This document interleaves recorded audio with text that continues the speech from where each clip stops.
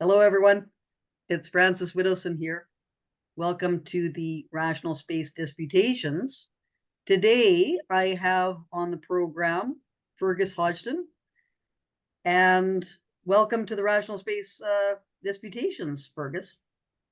Francis, it's an honor, and I could say all these. I've got plenty of lovely things to say about you, and you do appear in my book as a great Canadian. You're one of Good to know. someone I respect as intellectually honest, Okay. and also, just someone who has a spine, says what she believes. And that is Yeah, just so people know, this is Fergus's book that is written with Paz Gomez. Paz Gomez, an Ecuadorian. Yeah, I did read where Paz is from, but I forget. Ecuador. Okay. And Yeah. She's an economist? She has a master's degree in blockchain and digital currency. Okay. Yeah. Okay. Anyway, I just wanted to give Fergus a little bit of an introduction. He's the founder of Econ Americas LLC, and this is an economic and financial consultancy devoted to alternative investments, stakeholder management, and jurisdictional arbitrage.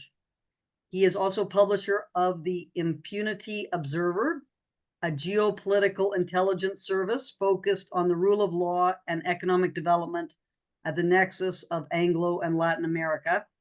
And his articles have been published with think tanks such as the Fraser Institute and the Frontier Center for Public Policy, which I'm also involved with, and academic journals such as Econ Journal Watch and popular media outlets such as Fox News and the Epoch Times. Anyway, Fergus, so I think because I've been doing this format of I ask the guest a question and they ask me a question, I think that's been working more as a conversational type of format. I think we'll do that for this episode. But before we get into asking people questions about things, I wonder if you just wanted to give our audience a sense of how you came to be sitting where you are right now. Yes. Well, first, I'm sitting right now in Raglan, New Zealand. This is where my father lives. It's a beautiful beachside town, which I used to come to when I was a kid 30 odd years ago, and it was just a sleepy place. Now it's become some fancy holiday resort. But why am I sitting here with you? Because ever since I left New Zealand when I was 19, and I first went to the United States on an athletic scholarship, I became acutely aware of, let's say, the need for free speech and different opinions. I grew up before the internet, like both of us did. We grew up in a different era. And here in New Zealand, where I grew up, we only had very limited information. There would be one newspaper, maybe one or two newspapers available to us, government radio stations, a couple of them, and we would have 2 TV channels. This is back late 80s. And then in around 1990, there was the first private TV channel came into New Zealand. And it couldn't get to us because we were in a rural area. My parents were sheep and cattle farmers. And so when I went to the United States, 2003, I think it was, that was just an enormous opening of my mind to different perspectives. I was just absolutely unaccustomed to this, let's say, vociferous public debate and all these ideas that just were totally alien to me. And so I realized that I had in some ways been intellectually stilted or limited by growing up in the way that I did. And I felt very lucky to have this opportunity to go to a different place and be challenged a great deal. And obviously that experience of being an athlete in the United States made me more of a, let's say, a civil libertarian. And I've been very concerned about the evolution, let's say, almost like the consolidation of the internet away from its original open forum to a tightening of that. And then also I felt like over time, gradually, I had somehow become the enemy of modern society. That this man, I'm very proudly basically a child of the British Empire, that this man who was somewhat, from a traditional family, my family was a Catholic family from the countryside of New Zealand, who, yes, obviously believed in small businessmen and capitalism, meritocracy and speaking plainly, that was just the way it was in the countryside, that somehow I, without realizing it, had become the enemy of people, and I didn't really get it. And anyway, so I guess over a few years ago, I heard about your story and I followed it. And not only have you been basically spat out by the academic community, many of my friends have too. So one I can mention is Marco Navarro-Gini, an old friend of mine who was a professor, I think at Mount Royal also, Yes, he was. and St. Mary's, I think too. And he's just a great intellectual. I've read his book about the Nicaraguan Sandino leader, military leader or guerrilla leader. And I respect him a great deal. And I just thought, how is this gentleman who is much more polite and diplomatic than I am, how does he get spat out, right? And so the big problem I've faced, though, is that I realize few people,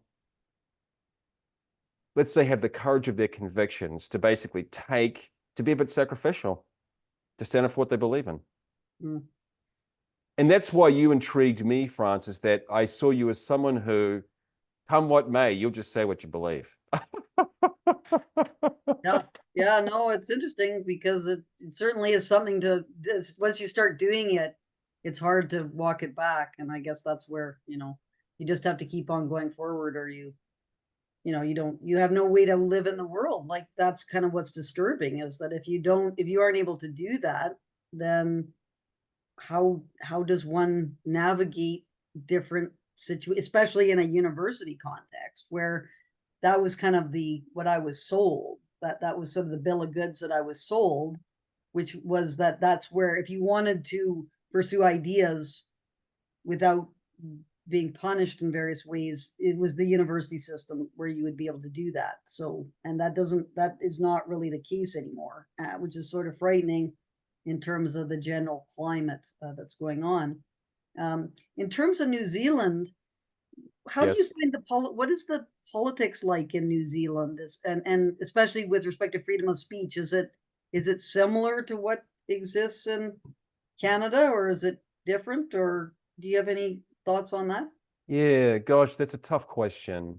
And a lot has changed, as you well know, that movement has been very much in the last decade or two. Mm, And historically, New Zealand was basically a dual ethnic nation of the British colonizers and the Maori indigenous or native people. And there was a treaty in 1840.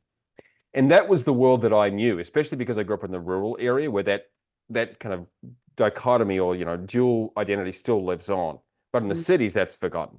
mm, And so in the last 15 or 20 years, the time that I've been less here in New Zealand, things have changed a lot.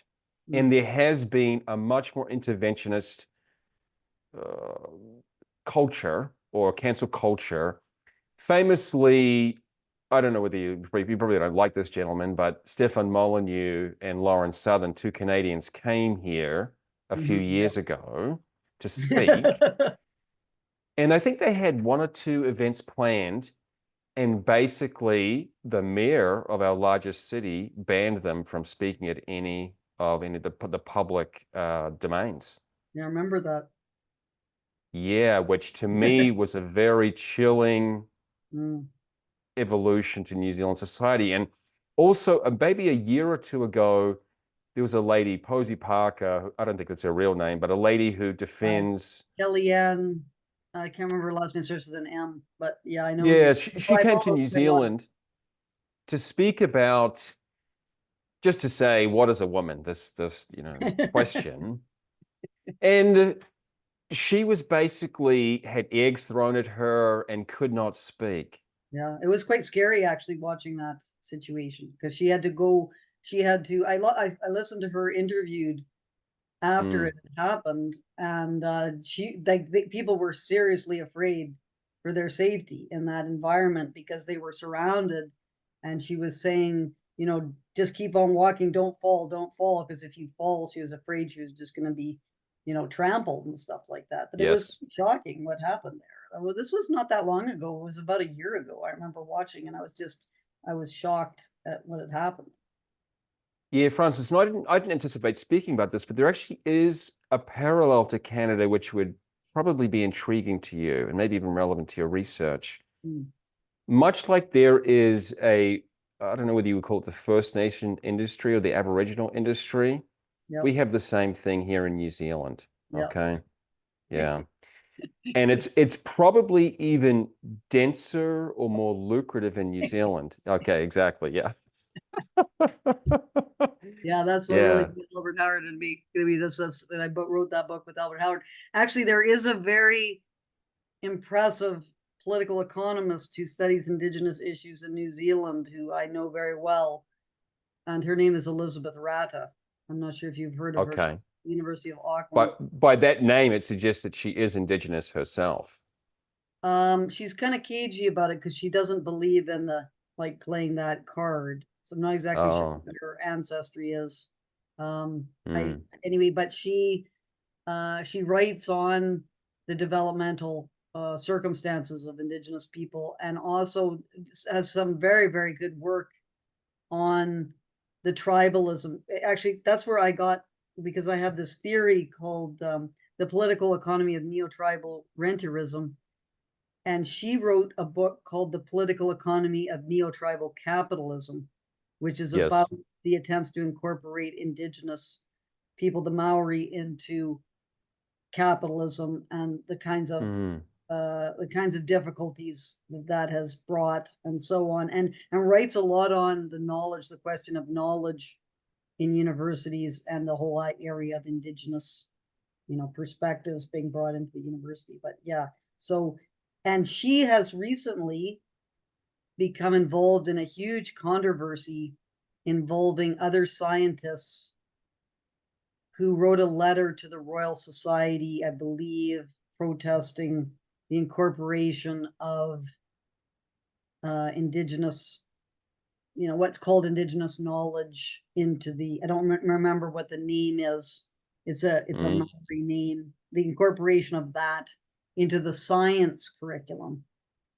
And Richard Dawkins at one point became involved and made some comments about it. So it started to kind of become quite high profile, that discussion. But then, like most of these things, it just kind of peters out, and then people forget what had happened. But I think that's still ongoing. But she's a very interesting theorist. And actually, I just wrote a chapter in a book that she edited. My Yes. chapter is on land-based learning, what's called land-based learning in Canada, Indigenous land-based learning, Oh. become part of the. Well, you give me so much to talk about Yeah. because Okay, Francis, ask me so a question.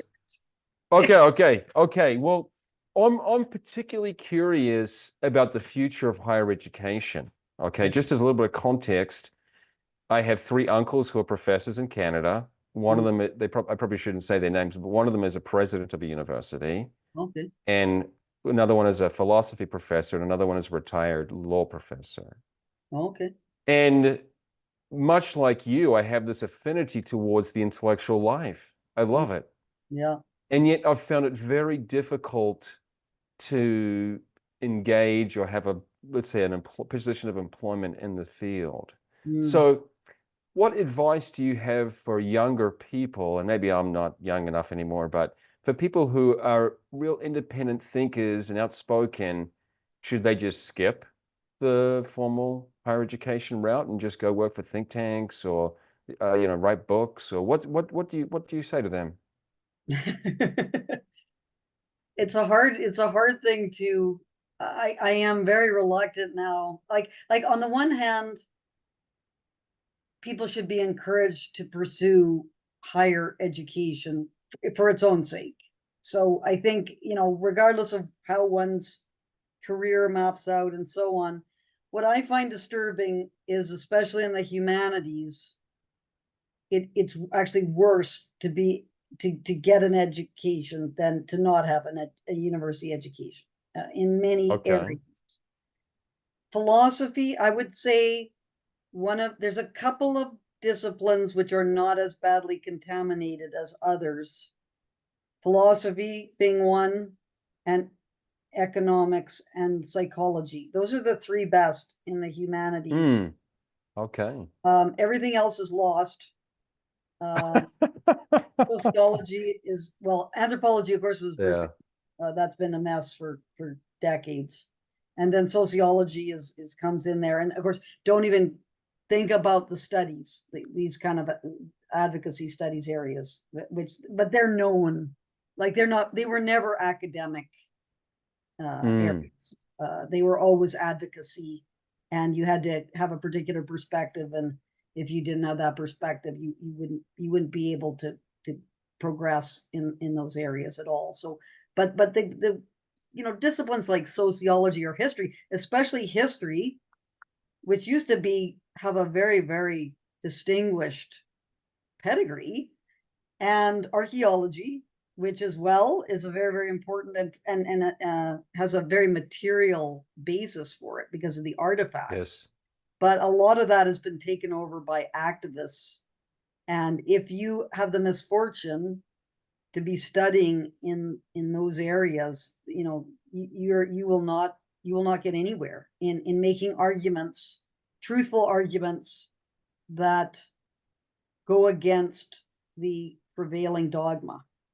And archaeology is the most surprising because archaeology has been one of the most scientific of the sort of humanistic types of disciplines. And there are serious problems in archaeology because in order to get permission to study, and this is in the North American context, I think archaeology, if you went to Greece or if you were studying some ancient artifacts in a European context, it wouldn't be that bad. But anything to do with indigenous archaeology is impossible because indigenous people are using this, the leadership, not the ordinary indigenous people, but the leadership are using it for various rent-seeking purposes.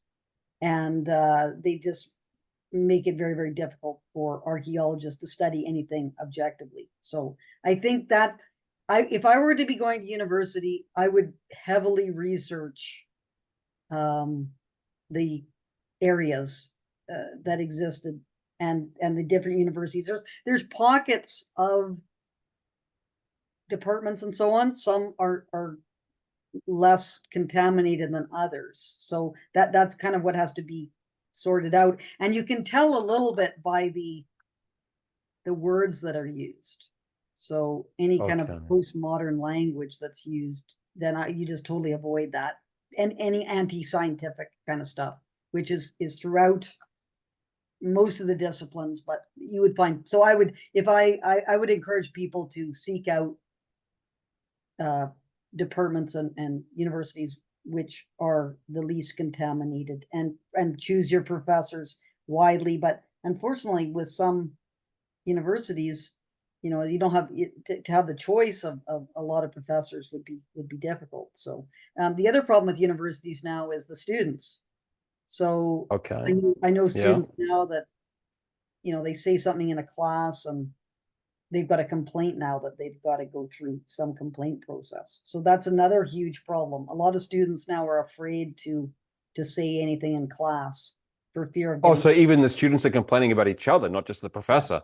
Yeah, like I know a student right now who's going through a complaints process because she said something that defended the work of Jordan Peterson in a class, and she got a complaint, and now fortunately she's not a timid person, so she's just going to fight it out. But most students at that stage, if you got some kind of formal complaint made against you, it would be a very, very fearful. You would be very, very afraid, and you would have terrible psychological effects from that. So yeah. So Fergus, yes, the Maori. What is your understanding of the Maori politics involving the Maori in New Zealand? Because this is an area that has interested me historically. Do you see it as having similarities to the Canadian Indigenous politics, or is there differences? There's a lot in common. Okay, I could say a lot about it, and it's not an accident that the Frontier Centre, this organization which you've had some affiliation with, has had native or Maori experts contribute or speak. So first, because I grew up in a rural area, I grew up around indigenous people. It's just, there's a tendency for them to be, maybe because they have more of an appreciation for their native land. They see it as their homeland, right? And so they like the rural areas and they have a stronger maybe community feel. So once they move to the city, often they lose that kinship, that community. And the rural areas have what are called marais or meeting houses. And that's where they'll have weddings and funerals and sporting events. And they still have lots of sporting events which are just for Māori. I can't go and compete in them or be involved. Yeah. So I grew up alongside them. And I didn't really think about it much when I was a child. It was just, they were just my friends or the people I went to school with, whatever. Okay. And this might be hard for Canadians to stomach or realize, but actually it's much more powerful here than in Canada. Because in Canada, I know you had a chat with Tom Flanagan about that there are about 1 million, I think, officially First Nation Canadians, and then 2 million more if you have a broader category. So you've got about 3% or something of the population, whereas in New Zealand, it would maybe be 5 times that level. Much bigger. Okay. Yeah. So now, yeah, if you've got about, let's say, 15% of the population who strongly identify as Māori, and that's a big part of their identity, they'll band together. I mean, they don't hide it. Like I said, on a local basis, they literally have these ceremonial buildings and properties where they'll get together. And they have, I mean, and some of it is a bit, let's say, manufactured after the fact, in that there never was, as far as I know, and I'm not, let's say, necessarily an expert on New Zealand history, but there never was a unified Māori confederation or anything like that. It's not like they had a parliament building or anything like that. And they would fight each other a lot. So, but now, so after the British came, there have been attempts to kind of unify the different subgroups of Māori. And they have a king, and he is based, his ceremonial home is actually in my native town.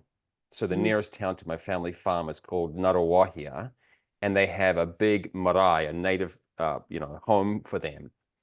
And that's where, he doesn't actually necessarily live there, but that's where it's kind of like the heart of the native people in New Zealand, the small town. And as far as I know, they have all sorts of real estate properties there that, again, you can buy if you are Māori. You can go and live among your people there. And they have schools that are in the native language. So there's been a lot of work to rekindle or grow the language and identity. And it's just a very tough issue. And it plays into free speech a lot because there is an industry. There's an industry of people who profit from this, whereas the regular man on the street doesn't really know what's going on. The regular Māori on the street is not benefiting. Yeah. So when I was a child, back in the 1990s, there was an attempt to basically, at least with some of the tribes, just kind of like, this is the final payment, just go away already. Basically, we're going to give you a whole bunch of money and that'll be the end of it. But it never was the end. Yeah.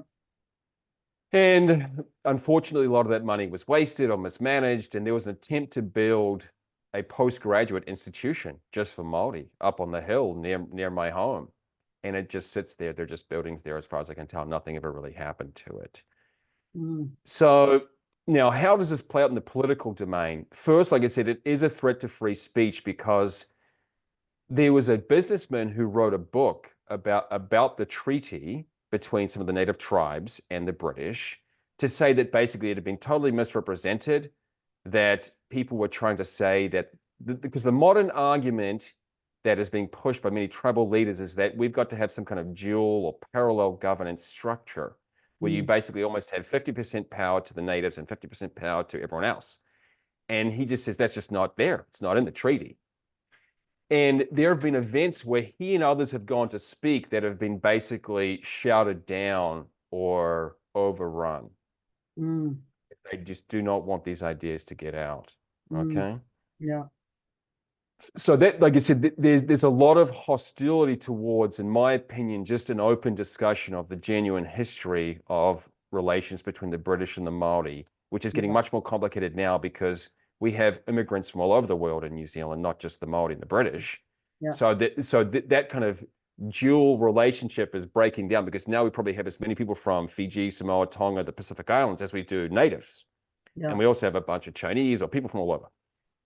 And so I think a lot of the Maori feel threatened that if they're going to make a play, they have to do it now before they're largely forgotten, because at least the British, in my opinion, respected them as kind of a co-owners of the country or whatever, a partnership. And I don't think the new arrivals have any understanding or appreciation for that. So, for example, when we have sporting events for New Zealand, you'll see us do the haka or the war dance. And whether you look like me or a native, we all do it together. That's just kind of part of the New Zealand identity. It's kind of a reverence towards the Maori people. And I think that is going to come under threat in years to come. But so it does play out in the political domain, because this might be kind of strange to Canadians, but in our parliament, we have literally seats in parliament reserved just for Indigenous people. They're called Maori seats. Yeah. And you can't vote for them. I mean, no one's really enforcing it. No one's going and testing your blood or anything like that. But they have votes for the Maori seats that you can opt into if you're Maori. And so there's an explicit division in Parliament. And there are political parties. Now, this is where I'm not so up to date, because these parties seem to change every election. But there are political parties explicitly for the Maori people. But like the Bloc Québécois, maybe, right? And they, bloc, it doesn't matter whether you're an Anglophone in Quebec and you can vote for the Bloc, which is what I understand. What you're talking about is only Maori can vote for these Maori seats.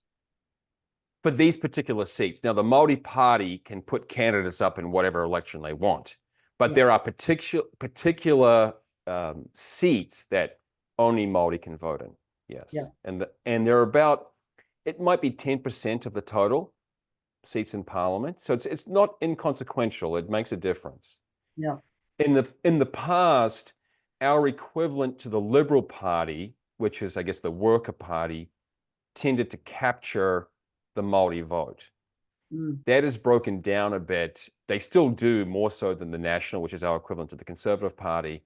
But these smaller parties have, I guess, been active on the local level and really targeted these Maori seats and dislodged the Labour Party. And so the Labour parties had to kind of work to negotiate to build coalition governments like in Canada. And so, like I said, the big push has been for some kind of co-governance structure when it comes to public entities or public resources like rivers, seas, electricity. It's a mess, to be frank. It's really dividing the country. Yeah.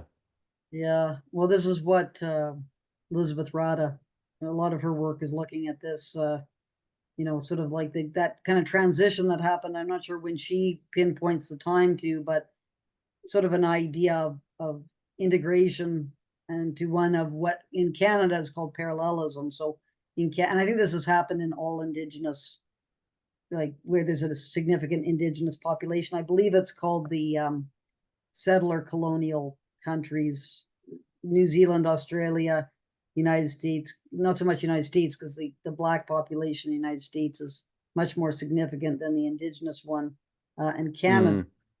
And what we had is a transition from a integration assimilationist kind of perspective before the 60s. And then the 60s was the turning point.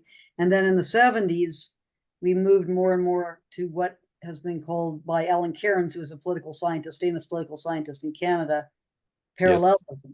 the idea of Yeah. parallels, which was this nation to nation type of relationship, which, you know, depending upon the nature of the indigenous groups involved, usually does not make any sense to have this kind of idea that an indigenous group, which is isolated and doesn't have any economy and has all sorts of social problems, they are going to be seen like a nation. They're going to be conceptualized as a nation similar to Quebec in Canada. Yeah. And this was a change that happened starting in the 70s. And we've been, you know, trying to, well, we're going further and further and further down that path to the point now where it's pretty much, it appears to be kind of a veto type of role that indigenous groups are playing on everything that's done. So if you do something that is disliked by an indigenous group, they will try to obstruct any kind of efforts by the majority to do anything. And I think this is, you know, in Australia, I think Australia, it's interesting, the Maori, because, and it's not my area of expertise, but I do read about it from time to time. It seems like the population, the indigenous population, is more culturally developed in New Zealand than it is in Australia or much of Canada. And what I heard, and this is, I'm pretty sure this is true, the Maori were not the first peoples in New Zealand, and they exterminated the group that was there before them. Yeah, this is again where it's a little bit beyond my expertise, Francis, but the history of New Zealand is contested. Okay.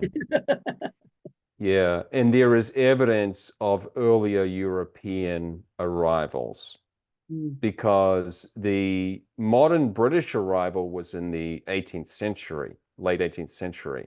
Yeah. But there is substantial evidence that there were European peoples here many centuries earlier. And the modern Maori people probably only arrived about 500 years ago. So they're really pretty recent arrivals here. Yeah. And so whether it was inhabited before that, I mean, like I said, it's messy. And there's a lot of dispute about it. Yeah. And there was a tribe called the Moriori who are pretty closely, maybe genetically related to the Maori, but were basically enslaved and hunted and chased away to the Cook Islands. Yeah. So it is when you talk about colonialism, it is a tough one to say, well, obviously there was a tribe which you like basically probably cannibalized and kicked off the land. You were kind of colonizers of them. But you know, so it is messy. And again, there are all sorts of documentaries coming out now and books disputing the kind of simple history of that. There were Maori and then there were British and they fought. That kind of simple version of New Zealand history, I think, is being really overthrown. Yeah. Yeah.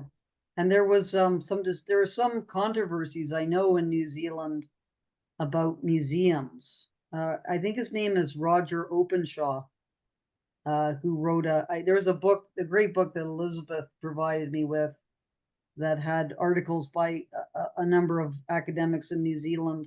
And one of them concerned a museum exhibit about the history of New Zealand. And of course, there was, and this is what getting into what you were talking about, which was the free speech, academic freedom kinds of issues, which are threatened when a version of history, some evidence, some historical evidence comes into conflict with what it was Eric Hobsbawm who put this forward, which is called identity history. So many groups have they're invested in the view of history because it's the myths and so on that have been perpetuated through recountings of history that give them their sense of either being victorious because of some kind of superiority or some reason why they feel they've been wronged. And if you start to challenge some of those kind of foundational myths upon which these identities of various groups are based, then there's often censorship that happens to try to prevent that from being discussed, when history should just be, you look at the evidence as objectively as you possibly can, and then history is the outcome of that weighing of evidence, whatever that happens to be. It's not a preconceived understanding of what the historical character of a particular country or a group is. And evidently this is a pretty contentious area in New Zealand, but not just New Zealand, of course. Canada, we're currently we're currently in a dog-eat-dog fight here, about Canadian history as well. But anyway, so as you say, Francis, the big problem is that people have politicized history and are using it as a wedge. And that simple story that I learned in school, right, when I went to public elementary or primary school, was basically that the Māori came here, and they said about 800 years ago, but no one really knows, a few hundred years ago. They came and occupied this empty land, and there was basically one arrival, and then the British first came, like I said, in the late 18th century, and about 50 years later they came to some kind of agreement, relative agreement, although there was a bit of coercion involved. And that simple story gives that these people basically have the rightful claim to this untouched land, and then someone came and took it from them. And that's just not, that simple story, in my opinion, it's a bastardization of history for political purposes. Now, there's obviously a kernel of truth to it, but it's much messier than that. And that's where, like you said, that people don't really, they've got such a stake now in a certain version of history, it's damaging to their economic wherewithal or whatever to hear an alternative, their moral standing. Yeah. Okay, Fergus, ask me a question. Yeah, so we discussed this, and this is something that's been going on in my mind. And my godfather is a professor out in Nova Scotia. We discussed, okay, and he's I shouldn't say too much, but he's also facing some investigation right now. And we often say, well, where do we go? Will there be parallel institutions? And I tend to agree with you that just abandoning higher education altogether, that seems like a losing proposition. Because just like you, I value learning and teaching and the publication process and the academic back and forth. I don't want to just walk away. I don't want to just give that up. Now, let's say, what institutions, and I don't know whether you plan to go back to teaching in another form of institution, but are there any institutions that you actually would be eager to participate in and perhaps lead? One of my concerns about this is that, unfortunately, or fortunately, depending how you interpret it, the institutions that seem to be most resistant to the modern appropriation of higher education seem to be religious ones, right? At least in the United States. And are there any, let's just say, non-religious institutions that you would be eager to be involved in that are just, let's say, sober and eager on intellectual inquiry? Well, I'm eager to be involved in any institution, any post-secondary institution, even I'm hoping to be reinstated at Mount Royal, which, if there's any justice in the world, that will happen. Yes. That's going to be up to the decision that comes down. I was fine. I had a great time at Mount Royal. I had nothing. I had to go through all these investigation processes, but I know a lot more about what's going on now than I did before.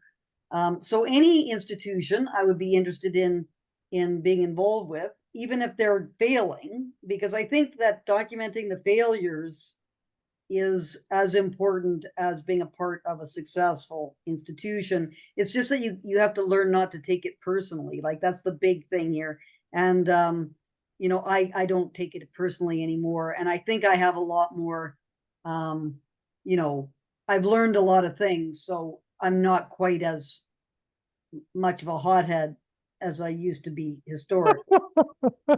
So I can sense now when things are not going very, like I have a much better understanding of the terrible trouble that we're in.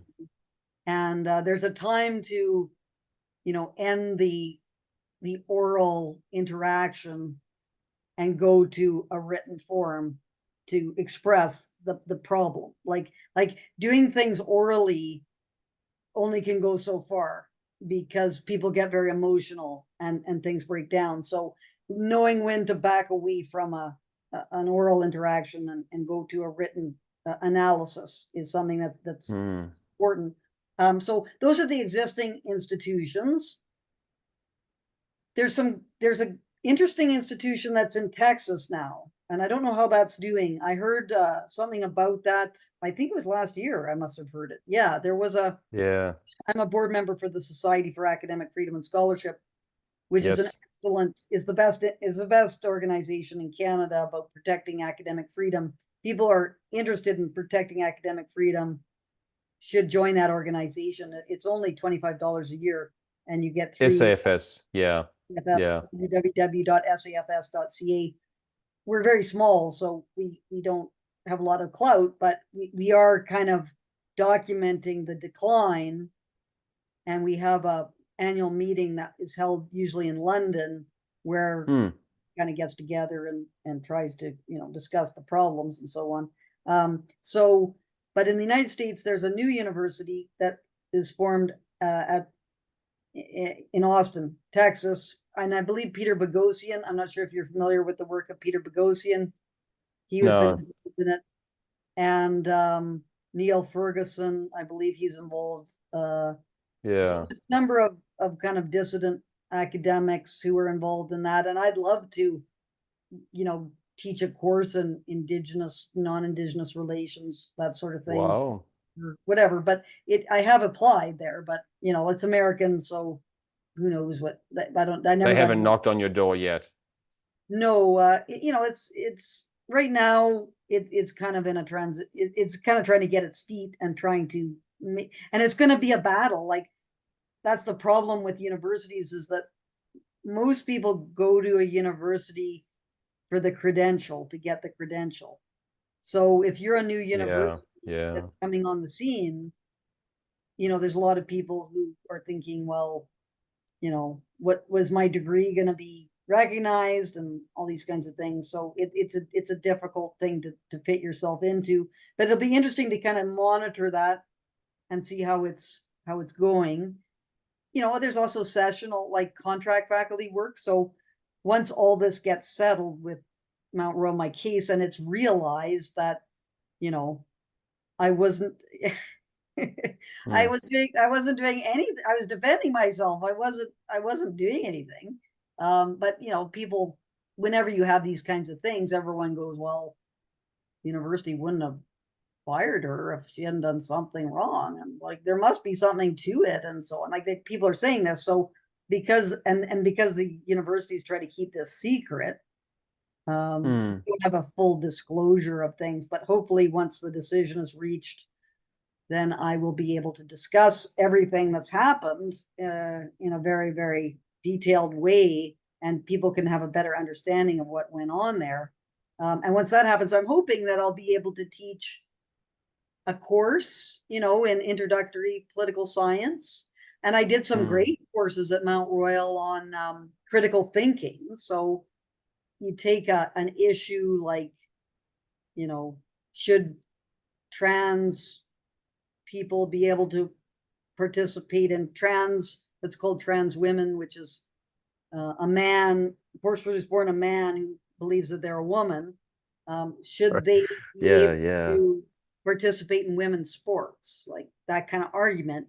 And then you present both sides of that argument and you summarize them, and then you encourage students to think about what evidence is provided and whether that evidence. I love that kind of stuff, doing that. So that would be great if I could get, you know, just one course.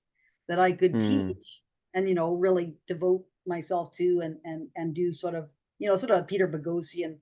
He's a great professor who got pushed out of Portland State University. Yeah. He goes around, doing these what's called street epistemology sessions, with trying to figure out why people have the beliefs that they do, those sorts of things. So that would be great. So that's my hope for the future.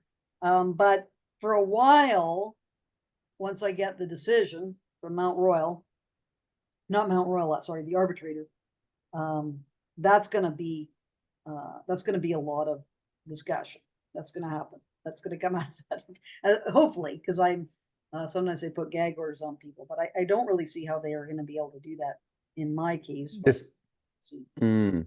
This whole gag thing really frustrates me because Mhm. I want you to just be able to say the whole lot, Yeah. to just talk about everything that's going on. No, it's terrible. And It's a way of, it really is a way of preventing us from solving problems because we don't have all the information.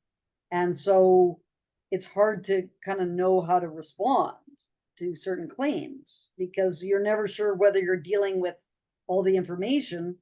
And, it makes you worried that if you kind of go out and start I defend all these professors who are in these troubles on the basis of, due process types of concerns. I don't, however, know what exactly happened because of all the restrictions that are on the release of documents and so on. But because in my case, I was prepared for it because I saw two people pushed out of Mount Royal ahead of me. So I knew that was going to be likely that this was going to happen. So I spent a lot of time preparing my documents, making sure I had all my documents in order and so they could be just referred to all the time. But so far I have not been able to discuss all of them. I have quite a few that I have been able to discuss publicly, but there's a lot of documents that are still, in terms of my ability to discuss them, it's still not clear whether I will be able to. So this is very, very important for that to come out when I get the decision. And it should be like, these are publicly funded institutions. So, for people to be claiming that this is some kind of private employer-employee relationship and so on, that just is not really a valid argument in the case of universities that are publicly funded. And there's a lot of, and because of my position as a board member for the Society for Academic Freedom and Scholarship, I see a lot of cases that are not public. And it really is quite shocking, the kinds of policies, and these are largely harassment and human rights policies. Those are the two seriously and code of conduct. So there's three types of policies: code of conduct, harassment policies, human rights policies. Those are weaponized. Those are being weaponized against people. And you say something someone doesn't like, and you get hit with, either your tone is not the right tone, or what you said made someone feel unsafe, these kinds of things, or what you said is perceived as being hate speech and therefore this discriminates against someone. These kinds of arguments are being made a lot in the Canadian university system. And we need to have a full accounting of things to be able to deal with these problems. So I think it'll be interesting to see whether anything comes out of my case. I don't know. One thing I'm a little bit distressed about is that everyone's getting a bit tired of the university craziness. So when Lindsay Shepherd, I'm not sure if you know about the Lindsay Shepherd case. I do, definitely, yeah. So when Lindsay Shepherd case happened, I remember when it happened, because it was just this huge buzz about how terrible, this was absolutely terrible, and everyone was reacting to this. And that was, I believe, in 2017. That was when that case unfolded. It's been a while. Yeah, yeah. And now it's sort of like ho-hum, another What do you crazy expect? university thing going on. Like it's like universities were lost and all this sort of stuff. So we really don't Yeah. have a lot of, everyone's kind of getting a bit tired of The shock value is gone. The yeah. fatigue is So in. that's kind of distressing because, people should be really upset by what is happening. And they don't realize the importance of universities, because universities are important for a number of, like, knowledge, in terms of the development of knowledge. So a lot of the things that now are being disseminated publicly as being true are not true. And Right. because of the whole contamination of universities. One good example is this Kamloops unmarked graves, the so-called discovery of unmarked graves at Kamloops. This is completely false, that remains were found there. It just continues year after year after year, and it doesn't seem to have any end in sight of correcting this. And all the university professors that study this are totally on board with, basically circulating this misinformation and castigating anyone who questions what's being said. So the knowledge, and I'm sure it's not just that, because I have very, very in-depth knowledge of what's gone on at Kamloops, and I'm amazed at how terrible the discussions are about it. And if that's the case for that situation, I'm sure it's other situations as well are just as bad. And then secondly, the professionals. So all the professions, doctors, like doctors, teachers, lawyers, etc. You need a high level of expertise in those professions. And if you don't have a high level of expertise, all the infrastructure of society is going to be broken down. Things aren't going to work, like bridges, building bridges, all these kinds of things, which need people to know what they're doing. And then you've got the general universities, because they were historically the one place where you could speak the truth, what you thought was true, without having these punishments. At least that happened was between, the 50s and 2000s. Now that is so what does that mean for all the other areas of society now? Like that there's going to be serious problems of people being able to speak freely. So that is a real, like, we're going to have serious social problems because of what's happening in university. So it's kind of upsetting that people are not more alarmed about what's happening, like they were when Lindsay Shepherd was subjected to that terrible meeting that she had to go through. People were very upset about that. But same thing now. Like I have a recording of an event, a meeting that I had to go through, which is shocking, absolutely shocking. And and you've not yet released this, and you cannot. No, I did before I got restricted. Anyway, but people didn't seem, they sort of said, oh yeah, well, that's kind of how universities, like, what? Like this is a terrible thing that happened. Don't you realize how terrible that was that happened? But whatever. Oh yeah. Yes. So you've been in university yourself. You have a number of degrees in economics and so on from different American universities, I believe. How long? What was your span of? What years were you in university?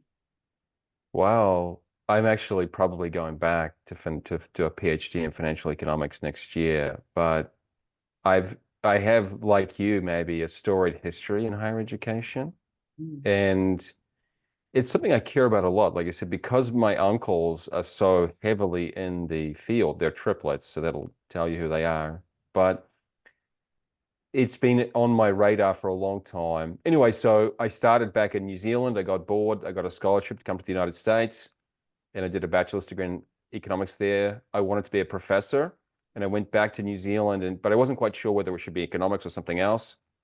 And I did a second major in political science back in New Zealand.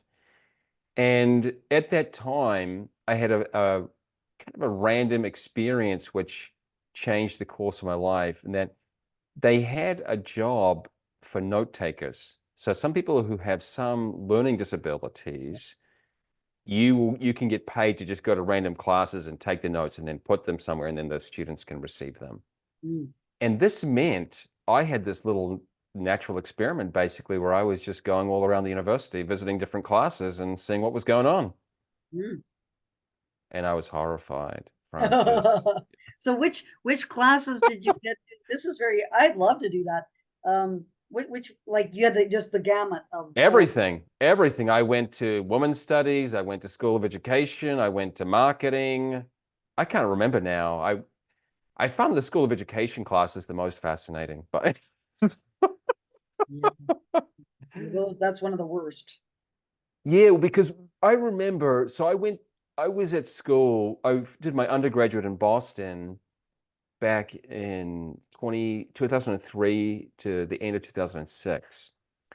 I was a kind of one of those odd students. Anyway, and at the time, I was an athlete, so I wasn't so clued into, let's say, the zeitgeist of what was going on at the university. I was just training so hard and just trying to get through my classes. But what happened was that I noticed there was a little bit of a tension between some of the professors who were pushing, let's say, more progressive agenda. But most of the students weren't very interested in it and didn't really care and just wanted to get on with their lives, right? But what I didn't realize is that economics was almost like the oasis from the politicization of the campus, right? And that I didn't realize that my classes were relatively just academic and good, and I enjoyed them, and there was enough kind of open discussion that were different perspectives. And so, but when I went to the University of Waikato in New Zealand and got my major in political science, and then had this part-time job taking notes around the university, I was just horrified. I just thought, what is going on? And I told my dad, who is a sheep and cattle farmer, I said, Dad, you would be, you couldn't believe what your tax dollars are going to pay for. Oh. And the role of the professors as activists was not concealed at all. Yeah, and easy. So, and even my mother, this is a side story, but my late mother was, when her children grew up, thought she wanted to become a midwife and went to the women's studies department, and she just couldn't handle it, because to become a midwife, you had to do women's studies. And I'm going, I don't think you realize this is not biology. Yeah, so I think this Camille Paglia, I'm not sure if you know, she's great, but anyway, she's talking about women's studies, and she's saying that, women's studies should start off with biology like that, because you would think about the woman, right? And the women was, well, until 5 minutes ago, was a biological category. But of course, they don't want none of that. Like, forget that. And it's not even, whole trans activism stuff is like, it was incubated in the women's studies departments, which is very ironic because, here you have, sort of like the rejection of the category of woman, in the biological sense by the trans activists and so on. Yes. But I'm interested in your opinion about the education, these schools of education, which have been, there's actually a great Peter Boghossian, there was a professor, his name is Lyle Asher. It's a great video and is talking about, basically the destruction of the universities that's gone on. Anyway, he's talking about the education. Like, one of the big things that is part of this destruction is the teacher education, like the whole educational kind of infrastructure has been influenced by these schools of education. And often we'll have administrators who will come from these, and it's an interesting question as to why, like, education is so important. It's a foundational thing for, modern societies. Why are these schools of education so anti-scientific and not rigorous places? And there's just a story that I have, which is kind of funny. I was invited to give a talk, and I think this was, I can't remember the date of this. It must have been, it was many years ago. And I was having this interview on the radio, and a woman who was the head of a teachers association heard me talking about indigenous education, and she invited me to come to this gathering of teachers. Mm. So Albert Howard and I drove up there to go there, and there was all sorts of controversy because everyone was upset that I was going to be talking. But that was anyway. So I was supposed to Yeah. go to this room to give this talk, and I was there early, and Yeah. I accidentally got the room wrong. So I'm in the wrong room, and I didn't know this, and I'm waiting for things to start and things coming in. And I'm kind of like, and this person comes out and gives these they're kind of toys or something like that for the audience. Yes. Hmm. So Okay. this is, I see this with the like this infantilization that goes on, where you're got Yeah. to do these, little crafts or something, or what. It's like they're treating the teachers as if they are children. And it was kind of like the mentality that you sort of see that goes on with these kind of Well, yeah, gosh, Francis, there's a lot to say about this, and I don't know where to start because at that time I was a little bit, like I said, I was still young and a bit innocent. I didn't understand the nature of, let's say, public choice economics, where you see that there are these what's called regulatory capture events, where certain associations or industries capture portions of the economy. And I didn't realize at the time that the Teachers Union of New Zealand had captured education, Yeah, basically. yeah. So what happened is that at that time, like I said, I was maybe 24, 23, something like that. And so I was back in New Zealand doing the second major in political science, and I was thinking, what do I want to do with myself? And I'm a bit horrified by all these classes I'm observing. Should I just become a regular teacher? And my family had always said, Fergus, you'd do great at this. This is what you were made to do. You love economics. Why don't you teach economics? Mm. And I went to the School of Education, and basically they said, you will not be allowed to graduate from this program unless you join the Teachers Union. Mm. And also, we're going to require you to pay, I think it was maybe $600 or something to the Teachers Union to approve your US bachelor's degree, right? Mm. And also, my limited experience with the teachers' college classes made me realize that I don't think a single class actually discussed how to teach a class. Mm. It was all, like I said, the whole equity and inclusion scenario and learning of New Zealand history. And my sense was most of the actual people in the teachers' education or education school classes weren't really on board with it. They were just trying to get a job and get on with their lives. But the instructors themselves were vociferous. And this is where, gosh, I've never really told this story in the public domain, but the end of my time as a professional note taker occurred in one of these School of Education classes, because I was by the rules, I wasn't allowed to ask questions or give comments or anything. I was just to sit there and take notes. Yeah. Okay. And however, I had just spent 4 years in the United States. And so I had a bit of a sympathy for the United States. And I was also more familiar with US culture and history and the like than most New Zealanders would be. Mm. And as you might predict, it's kind of the go-to that professors bash the United States every chance they can get, at least in New Zealand. I don't know about the Canadian universities, but it was just the whipping boy.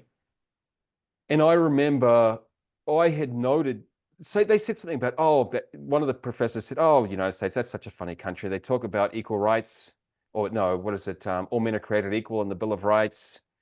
And look at that, they had slavery for blacks or whatever. And I said, well, I couldn't resist, unfortunately. I opened my mouth and said, that's actually not in the Bill of Rights. That's the Declaration of Independence. Thank you. And you do know that the same percentage of blacks or the free blacks owned slaves too. It wasn't just whites owning blacks or anything like that. And I just said, I can't do this. Yeah. And so anyway, I just thought this was like, it was a very anti-intellectual environment. And the problem too, and I don't know the Canadian schools of education, but it was well known that schools of education in New Zealand had the lowest entry standards Yeah. of all the schools at the universities. Yeah. But I don't And understand. Like Mm. like it's I don't understand why that's kind of the low. There's just this low bar, like because it's so important.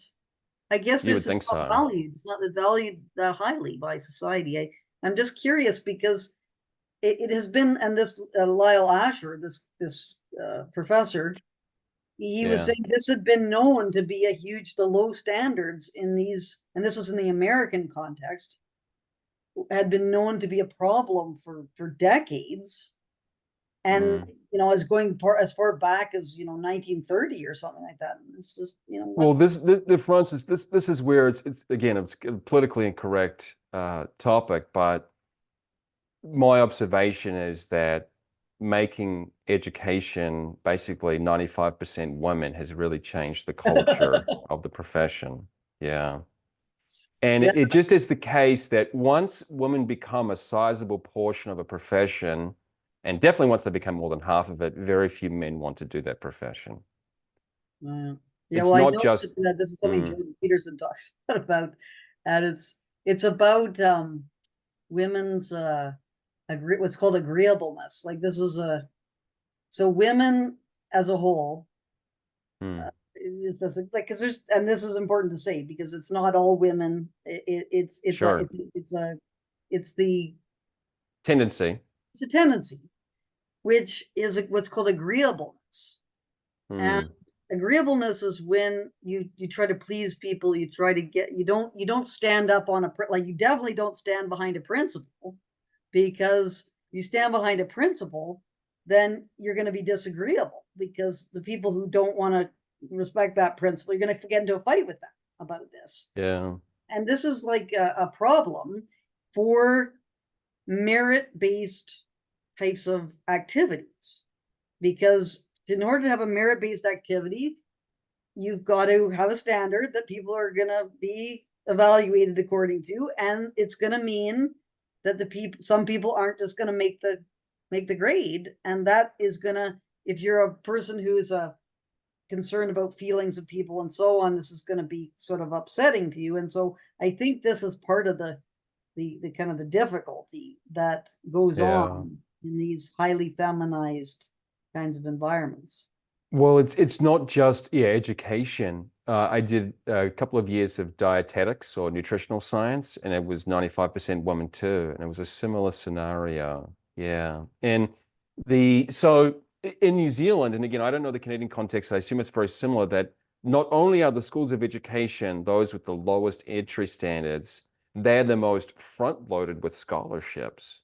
They'll basically pay you to go to the school of education, knowing that later on there's less of a kind of a competitive meritocratic environment. So if you work hard later, you're not going to get paid much more anyway. So women who are more attracted to, let's say, more stable, environment will take the early money and just get into that, peaceful profession. Mm. And anyway, so that was but there's a part of the higher education element which you might want to comment on, which concerns me greatly. So this is another interesting part of the story. So after that experience, basically I thought, well, I want to be a professor or a public intellectual or writer, but I feel like I don't know where to go in the university world. And I just said, I'll go out and be a think tank writer or whatever and be an independent man, which is what I've been. Mm. But I realize that now, like you said, you can't really avoid it. The think tanks, even they want you to have a PhD or whatever. So where are you going to go?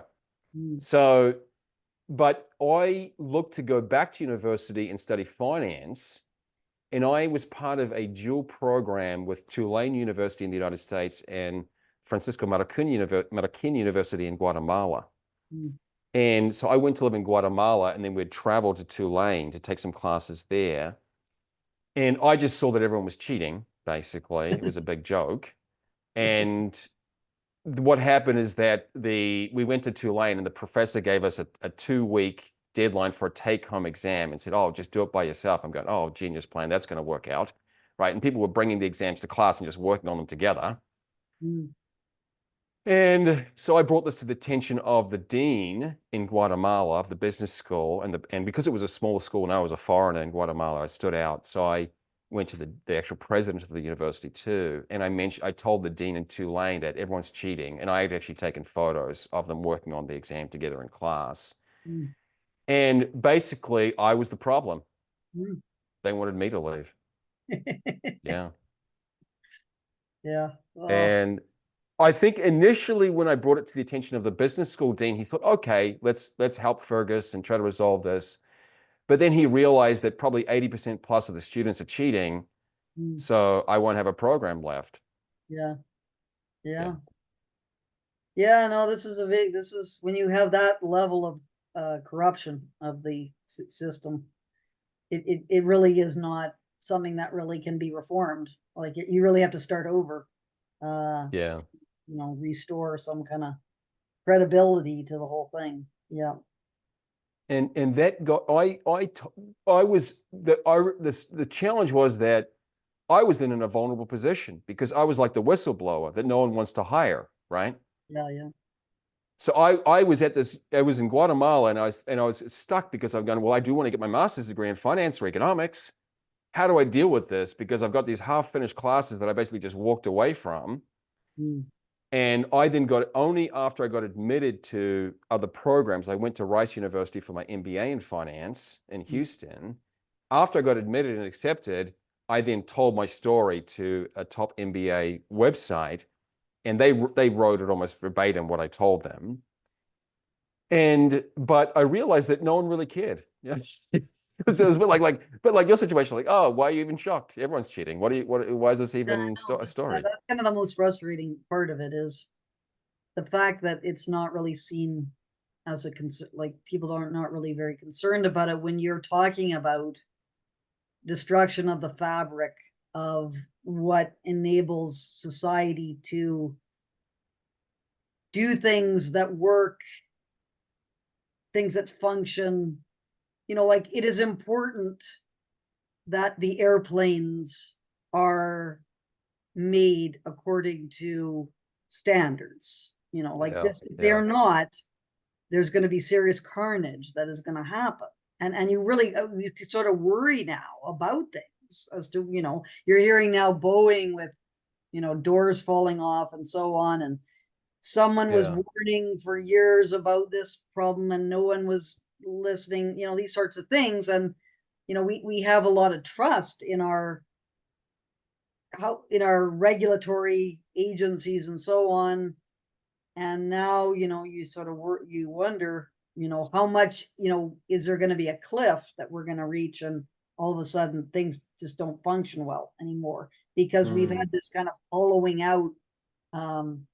We've been living off the fat that has been accumulated because of centuries of people having serious disciplines that they'd have to go through to achieve whatever that they were doing in society, whatever kind of credentialing process that they were going through. It was real, like you had to yeah, meet this standard, and now it's just all this kind of fudging that's going on all the time. And I look at my own education, and I'm not, I really can't you know take the high ground on a lot of this because I that's kind of how I realized a lot of the problems is when I was doing my master's degree. I yes, really didn't know anything. Like I didn't, and it was because it was all yeah, postmodernist nonsense, and you could just string a bunch of words together, and there was really no rigor to it at all. mm, And so I'm not trying to say, hey, I'm this superior person who, but you would expect a master's degree in political science to have a certain amount of, you know, a way of telling whether what you're saying is got validity to it or not. mm, And it didn't have any of that. Like yeah. it was all a bunch of nonsense. Like now So, writing, you certainly did mm, learn. Like but I don't know if that was just something that I was naturally had some affinity towards or not. But still, maybe it was my lower levels of education where I was able to write essays coherently and so on. But mm, I certainly didn't find that program that I was in at the University of Victoria to have very much very much to it at all. And you Well, think probably a lot of this is now like this, so it's kind of frightening. yeah. Oh, well, so my question for you then is, at what point will it fall off the cliff in terms of credentialing? So let me just kind of give a bit of context, because my next book will be about my business school experience. Yeah. Right. So I've written about financial sovereignty for Canadians, but my next one will be about basically what the sort of kind of like the truth about business school for people who come from outside of it, because I come from a sheep and cattle farm, and Yeah. so the whole corporate world was alien to me.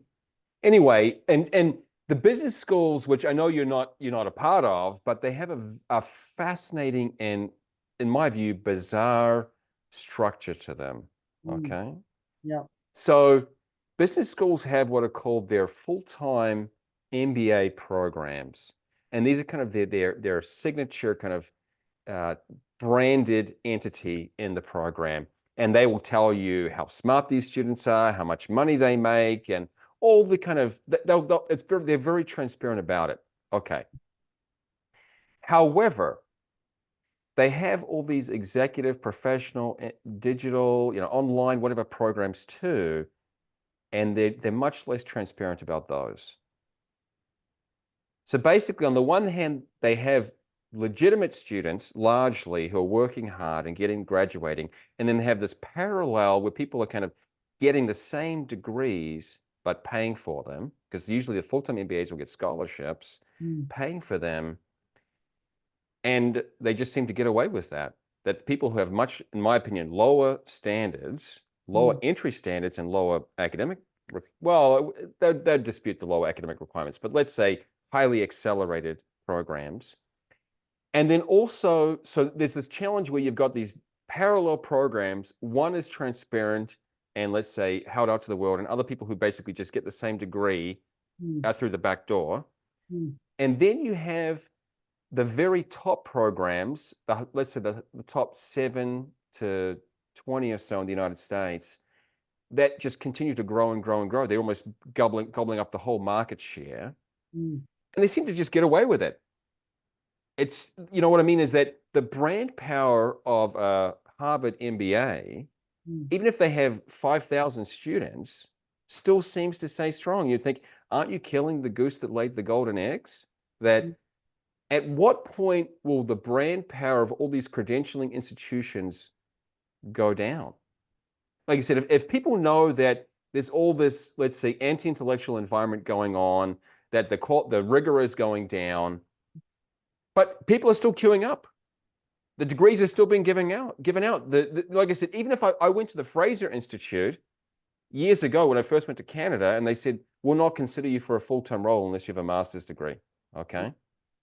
Even if you've published an academic paper, even if you've been teaching, we won't consider you. At what point will this very, let's say, strict or narrow credentialism catch up to let's say, the waning rigor of these credentials?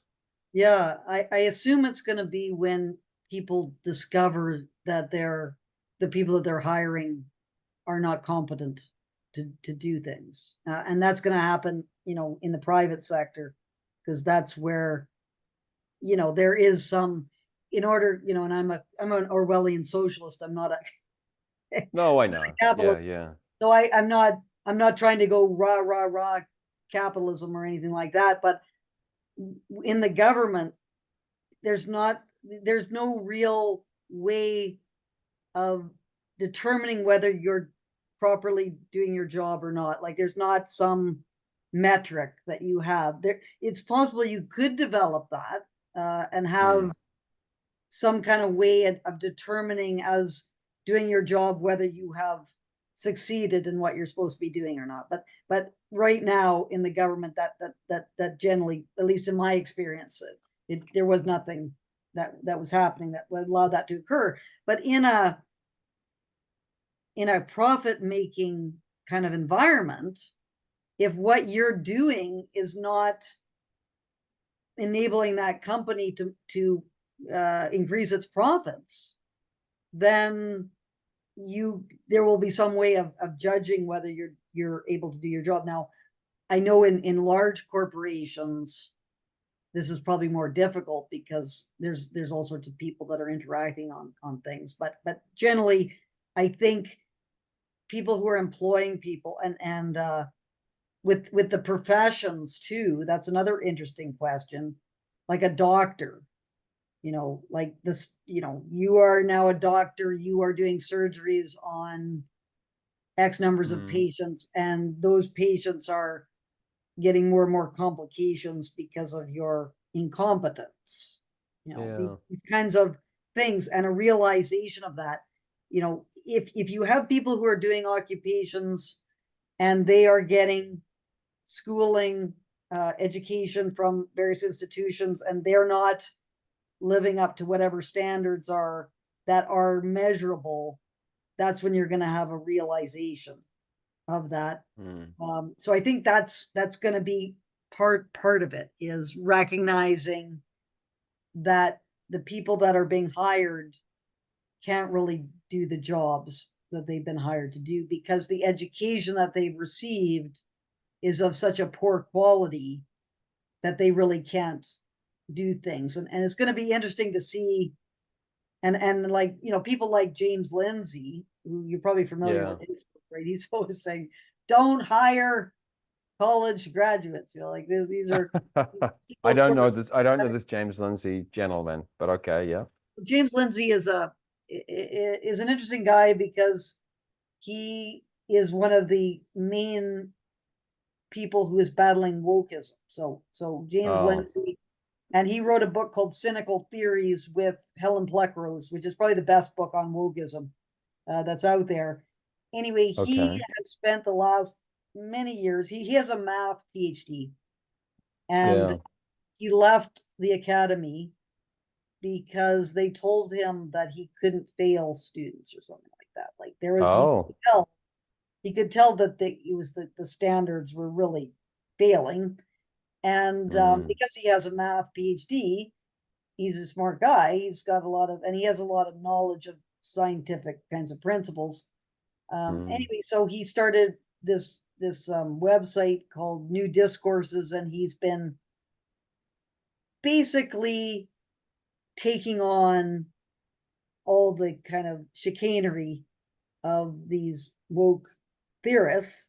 The funny thing is that he's a rabid anti-communist, which is funny because, and I think I'm kind of open. Like I'm an academic. I'm not an activist. So, and I am, I have spent quite a lot of my life, pondering what would be the theoretical side of Marxism, which is historical materialism. So it's not like everything that Marx said you have to believe kind of thing or whatever, and all this kind of right. You're not a religious adherent to Marx. He's not your disciple. You're not a disciple. Yeah.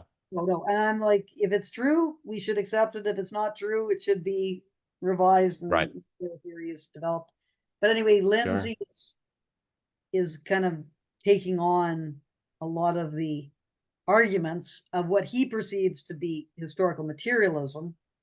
But I don't think this is, he assumes, for example, that someone like Herbert Marcuse, who I'm not sure if you're familiar with Herbert Marcuse, but Marcuse was, for me, the change that happened when historical materialism got completely corrupted by sort of woke kinds of ideas. Identity politics displaced the class analysis of historical materialism. So Lindsay is attacking Marcusean kind of thought. That's what this main project, which I'm totally on board with. I think that this is where we went wrong. It's just that the class-based analysis, the discussion of labor, the role that labor plays in the production process, those are kind of, for me, the key kinds of claims, not the whole identity politics kind of sort of what I consider to be contamination that happened at the hands of Herbert Marcuse in the 1960s. So anyway, Lindsay, he says he's basically arguing that the university system is lost right now. Like it really just needs to be defunded It is, Oh, you need to withdraw the funding sources from the universities, and you in fact yeah. encourage the craziness, because that'll bring them down sooner than if Mm, you just kind of try to reform them. I think that's kind of his stance now, and that's kind of Peter Boghossian's stance, is that they've given up on the university system and say it should just be, brought down, and then create something else. I think that that's possible, that's the case, but I'm going to, my own purpose now is to basically try to restore the universities and document the destruction of them, as to where they went wrong. When did we go wrong in the universities that has resulted in them being in the terrible state that they're currently in? And I think yeah. you can pinpoint the time to the 1960s. So it was really postmodernism in the 1960s that has brought down the universities, and that should never have been allowed to take hold. The whole subjectivity, so the prizing of subjective beliefs, saying that there's no such thing as objective truth, and that it's subjective beliefs, and that all knowledge is created by power, and all these kinds of arguments, when that was given credibility and allowed into the universities and not pushed back against, it just basically undercut the entire foundation, the academic foundation of the universities. And we've been sort of sliding down ever since the 60s. And then starting in around 2010, that's when these diversity, inclusion, and equity types of offices took over the machinery. So now we have not just lowering of standards and everything that was happening since the 1960s. We have the machinery that's been taken over by this, kind of totalitarian type of position, that you've got to accept the views of these groups that are perceived to be oppressed. And if you don't, you're going to be pushed out of the university. Yeah, there's I used to have more of this Lindsay gentleman's perspective that we should just defund and kind of slash and burn. There are a few reasons why that just cannot happen, though. Mm. First, a lot of these institutions have incredible assets on their side. So where I went to Rice, they've got something like $10 billion in their portfolio. Yeah. How can you can't just shut that down. It's not going to happen. They've got more than $1 million in the bank for every student who goes there, right? And not only are they financially well endowed, their political connectedness is huge, right? They're embedded in state politics, right? They get, so even if they're quote private institutions, Yep. they'll be getting all sorts of subsidies or preferential treatment. They've got charitable status, so they don't have to pay taxes, whatever it may be. And so, but beyond, let's say, just the institution's clout or assets at its disposal, I see now that a lot of Americans and Canadians, and same in New Zealand, there's this sentimentality towards these institutions. They don't want them to go. They want to go and watch their old football team play or their hockey team play, whatever it may be. And I don't, and you can't blame them for that. So the universities have taken on a much broader brand or presence than just the intellectual endeavor. And there's culturally, there would be resistance to just kind of sweeping that aside.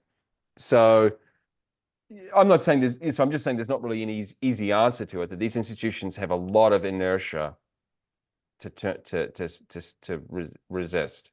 Yeah.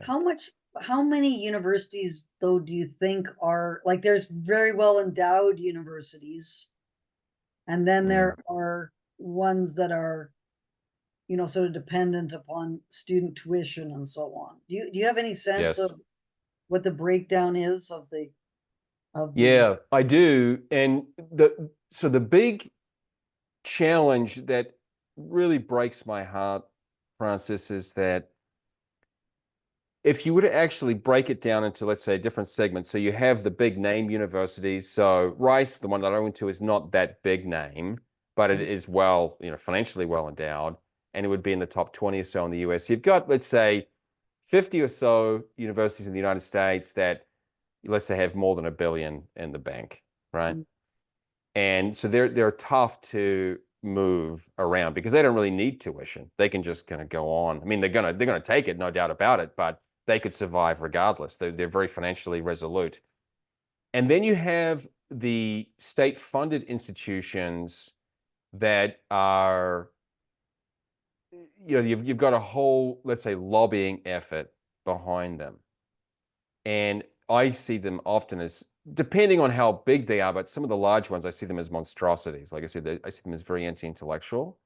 And so where I live in Fort Collins, Colorado, we have Colorado State University, which probably has 35,000 students. Yep. And they have a football stadium that apparently cost them like $300 million to build. Sports, that's sort of the American difference with Americans too, is that the sports, college sports is much more prominent part of the university. And I don't know why it has evolved differently to the Canadians, but it has evolved that way. Yeah. And so I see these institutions as really the enemy, the biggest enemies, because then you have the third kind, which are the private institutions that don't have a lot of money and don't have the big names, right? So you've got kind of three groups: the the resourced ones, the public ones, and then the smaller private ones, which probably have more of the kind of eager students that you would want to teach, right? Who are paying for their tuition, and maybe they're not the absolute brightest, but they're in a more accountable institution, and they're not going through a diploma mill. That base their funding on tuition. That's the other thing that is mentioned by people like James Lindsay is, parents who are paying for their children's tuition, you should, think twice about, spending money on this. Also donors. I don't know, in Canada, I was hearing a talk by James Turk, who was talking, and it's like donors, that's not a big part of the, for Canadian universities, there's two major sources of funding: government and tuition. Those are the two main funding. And then you have donors, which is a much smaller kind of subset. Yeah. So in order to change the universities in terms of the funding sources, there's two kinds of ways into it. One is the source of whoever pays the tuition. So, if it's parents, if it's students themselves, and so on. And if you kind of become aware that you're, the program that you're thinking about going into has not got a lot of validity to it, and is not going to improve your understanding of things, or if you're going to become a professional, it's not going to be a high quality of education that you're receiving. That's one possibility, is that those who are paying for the tuition will think twice. And then the other is government. So I know a lot of colleagues who are, sort of mulling over going to government to see, what crazy stuff is going on in this university. And we're sort of thinking about doing this a little bit in Alberta, but of course this has problems with it as well, because then, governments, when they become involved in educational institutions, often they have their own kind of political agenda that they're trying to press. Yes. Then you create another problem by getting the government to be involved in trying to sort it out, when really it is my own view is it's a massive cultural problem in the universities. So I'm not sure if you're familiar with what happened to me at the University of Lethbridge. So Yes, absolutely. Yeah. University of Lethbridge, this is one of the more shocking kinds of things that has happened. And we know a lot about it because of the challenge that Paul Vemenitz, Jonah Pickle, and I are making against the University of Lethbridge. So as part of this charter challenge, our lawyer, the Justice Center for Constitutional Freedoms, was able to get disclosure from the University of Lethbridge. And they released about 260 pages of emails, which are publicly available. They are unbelievable, these emails, because what it shows is, and this is just people who wrote emails to the president. So they would be the most authoritarian involved. But anyway, the kinds of arguments that these people were making, and then of course the faculty associations, which are the unions that represent the professors, they're controlled by these activists. So they're totally on board with censorship and not allowing people to speak too. But I was thinking at the time, you know, like here we have the UCP government, United Conservative Party government. It's kind of it campaigned on bringing in the Chicago principles to Alberta. Oh, It mandated the Chicago principles to be implemented by the universities, which all yeah, of them did, including the University of Lethbridge. right. And despite having the, you know, they just intentionally violated their free speech policy. They knew about it, everything. They just did it because they were pandering to all their activists, professors, and community activists, and all sorts of things. So the government knows about this. It's seen everything to do with it. Yeah. Look, There's nothing about it. on, So I like yeah. I'm going, well, is this was just a symbolic gesture, or like why would the government, you know, and I know there's problems with it becoming involved, but why wouldn't it become involved with the evidence that it has before it? It really is not, either they're just totally unprincipled, or they're afraid of the kind of backlash they're going to get. I don't know, but that was kind of a case of Yeah. government does not seem to be willing to act on this file. It's a really tough predicament because just like you, even when people in office, let's say, share my views, I'm very reluctant to have them getting involved in micromanaging the academic institutions. I mean, they're not experts, right? They don't really know what they're doing. Yeah. So, I mean, and this has become obviously a hot button issue in the US, and maybe it'll become more so in Alberta, where politicians are trying to dictate what can and cannot be taught at universities. And I think, oh gosh, I get a headache. Yeah. But what I was wanting to Yeah, you're say, talking about the Chicago principles, the the free cultural, speech. but the Yeah. cultural problem. So there are now, and it's interesting to think about the numbers, but from what I can tell, there's about 10% of professors who are complete totalitarians. Yeah, they're just, That's a low conservative estimate. Yeah. no, but they're like they're Yeah. the ones who are gonna, like these professors that were, there's 20 professors at the University of Lethbridge that wrote to the president and demanding that I not be allowed to speak, and talking about psychosocial harms, and you know, like the Occupational Health and Safety Act would be violated if I was allowed to speak. Okay. How woke is, you know, so like there's 20 professors, and there would be more than that who would be have this kind of totalitarian mindset. And then there's about 10% who are defenders of the academic values, and are concerned about open inquiry and things like that. And then Yeah. there's like about 80% in the middle, and it will be on a spectrum of, but Yes. they're sort of waiting to see which way the wind is going to blow on this. They're not all there, and they won't stand behind anything. They just want to go with the flow on it. So it's really Yeah. the 80%, you know, and I'm amazed, you know, it makes me on my more pessimistic moments, you know, I just think, you know, professors are not very, you know, courageous. Like they're not courageous people, and they want a comfortable life, and you know, they just don't seem to be capable of standing behind anything. And then they think they can just put their head down and do their own work, and you know, they'll just continue, but they don't seem to realize that the whole institution has been gutted. Like it's not going to be worth it. What they're like, they're going to be impacted about it, about what happens, regardless of whether they think they're going to be able to survive, because it's everything is going to be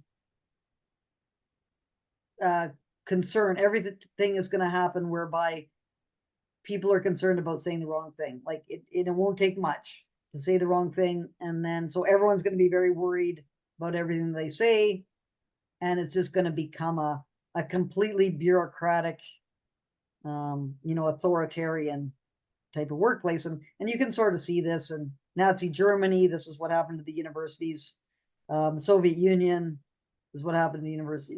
Like these kind of totalitarian regimes, like they just basically use the universities as their own kind of public relations propagandistic type of thing. And Yes. I just don't think it's not a worthwhile kind of pursuit to be involved in those institutions if that's the way they're going to be. So what we need to do is have a cultural change so that the professors somehow can take responsibility for the academic content of the university, which they don't because of all the administration now. This is the other problem, is that if you look at the numbers of administrators in comparison to professors and students, students have increased and administrators have increased, but the faculty has pretty much stayed at there's not been very much increase in the faculty members. So it's mostly administrators, and they pretty much run almost everything to do with the institution now. So it doesn't have, a lot of intellectual dynamism to it as to what is taught and research. Yeah. Francis, there's a book which I'm not sure whether you've read called The Case Against Education by Brian Kaplan. He's an American economist. Oh, yeah. And maybe you want to get him on your show, actually. He's a brilliant guy. Anyway, this book, and I retitled it because I wrote a review of the book, How Colleges Get Away with Teaching So Little, right? So if you think, if people learn so little from university, what exactly is the purpose here, right? Yeah. And his basic allegation is that these are de facto IQ testing and obedience testing organizations, right? Yeah. Yeah. Well, And so let's assume then, let's assume that there's at least more than a kernel of truth to what he's saying.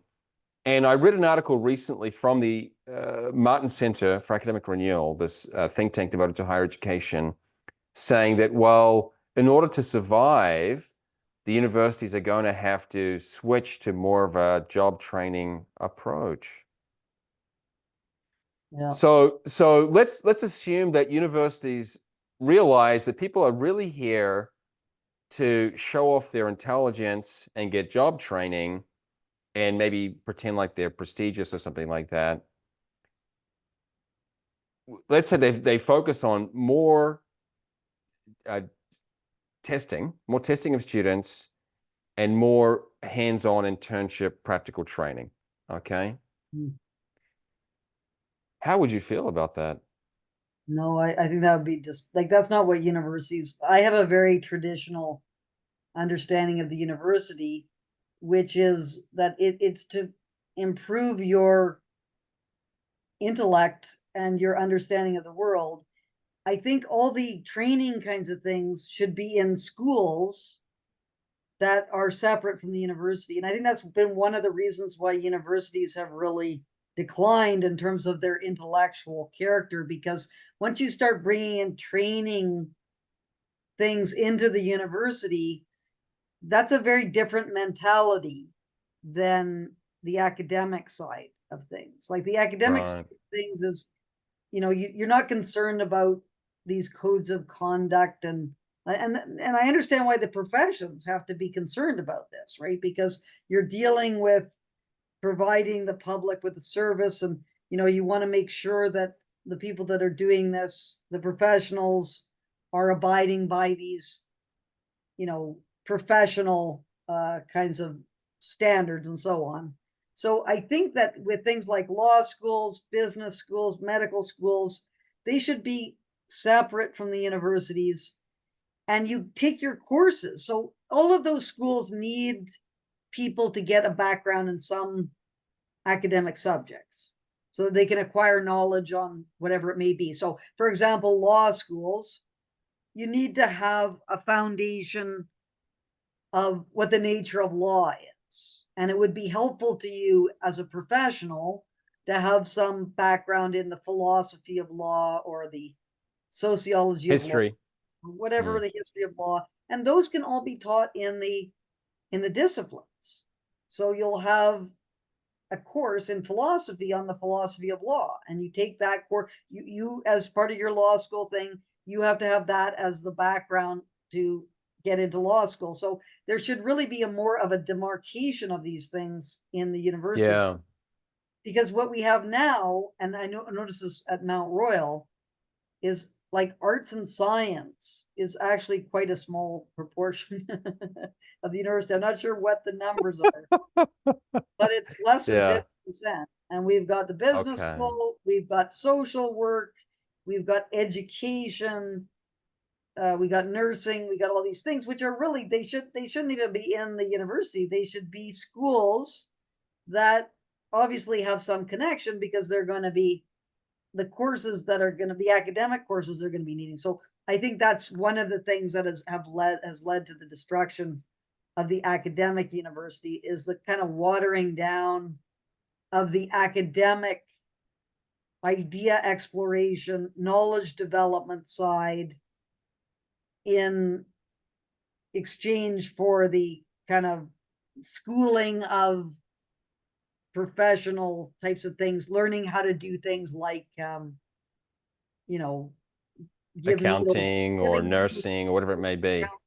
These things which are basically training for a skill, not understanding the kind of foundational knowledge aspects of various areas. So I think that when universities started incorporating these schools into their umbrella Campus. Yeah. it's kind of watered down. It's been a watering down of the academic side of things. And I've had many discussions with colleagues in these kind of professional areas, and they don't even understand. They don't even speak the same language. It's like, what are you talking about? This, open inquiry, and this is like people getting upset and things like this. It's like, well, that's kind of the nature of the academic whole exercise, is that you're kind of challenging things. You're not supposed to be, buckling, sort of deferring to some kind of, whatever kinds of statements, various oaths, I guess, that happen in these professional kinds of contexts. Well, I share your concern, because, and a late professor of mine, Professor Dobelman at Rice, he wrote a book, and there was some like almost tangential information in it. He was discussing financial markets, but he discussed the evolution of business schools. And he said that originally professors and university leaders were very uneasy about the presence of business schools, because they don't even pretend to be academic, basically. Oh. Yeah. And however, they were just so profitable. No. And it's this is the big thing, is that that happened at Mount Royal. And some of the, the business school people, well, that was one of the big destructions of the faculty association, was that the business school representatives got into positions on the faculty association and basically gutted the academic freedom, concerns about academic freedom, like that's not a consideration in the business schools. Like I remember talking to, we don't see any problem. Like, what are the problems with academic freedom? Like this is not an issue for us. It's not something that we're concerned about.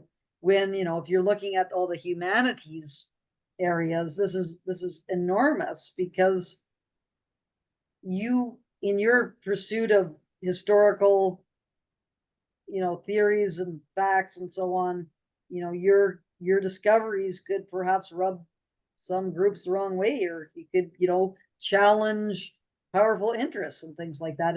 And the business school, that's not, you're learning how to operate within the profit making system. You're not challenging whether, you're not, discussing the labor theory of value, or, like any kind of thing which would be kind of challenging to the capitalist system. That's not what you're not there to be making those arguments. And I think that you can, and I don't know why we just don't do that. You can have the schools, but they'll just be separate. So you get your courses, and then you apply to do this program, which isn't part of the university. It's its own separate school. Yeah. I don't know why it has to be connected to the university. Yeah, I agree with you. I would wish it were not, right? Yeah, It seems a very inefficient or bureaucratized way of doing it. Yeah. And, and I spoke with one of my professors at the University of Waikato who I liked. He was, I think, in political theory. And he just said, he said he found it very confusing. He said, you don't come here for job training. You learn job training on the job or in an actual work environment. Yeah. But that seems to be forgotten that, and I remember too, because I hate to say this, but a lot of university marketers and administrators, they push the whole higher salary argument. So if you're advertising doing a degree to get a higher salary, then naturally students are going to expect some kind of job training, right? And they'll almost feel shortchanged if they're just discussing, I don't know, John Locke, Lockean provisos or whatever it may be in political theory.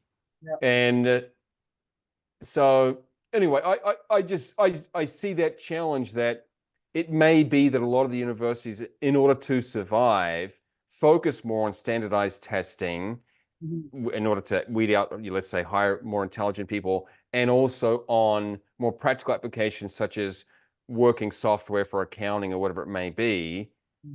And but to you and to me too, to some degree, that would be a little bit of it would be a tragedy. Yeah, and I think that there's another problem in the universities is these kind of boutique courses that, like it used to be that when you went to university, it was a planned out education for you, and you had to take these, I think they're called survey courses, or, things like, art history of the world, like this kind of thing. So you would have like studying art is giving you a window into the human culture, and also you can have an understanding, an artistic understanding of different areas of the world, and you can do these large survey courses like that. And that's the kind of thing that universities should be doing, is thinking through, what should students know to be an educated person? What kinds of things should they know? And then building courses around that kind of ideal.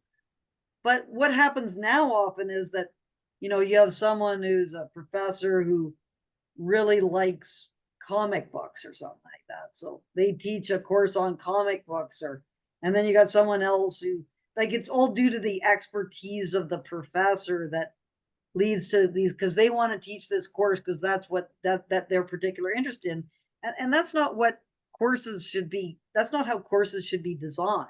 Is that they should be designed in a much more kind of overview of important things that people should know when they come out of university. And I'm just thinking of my own experiences that it's kind of sad, because I really didn't learn very much when I was there. Because things were too fragmented, and there wasn't enough of a core, sort of essential thing that you had to, like, one of the good things I remember in political science is that you had to take political theory. You had to take these three, you had to take Aristotle and Plato, so the ancient Greek thing. Wow. Then you had to take the middle, which is Machiavelli and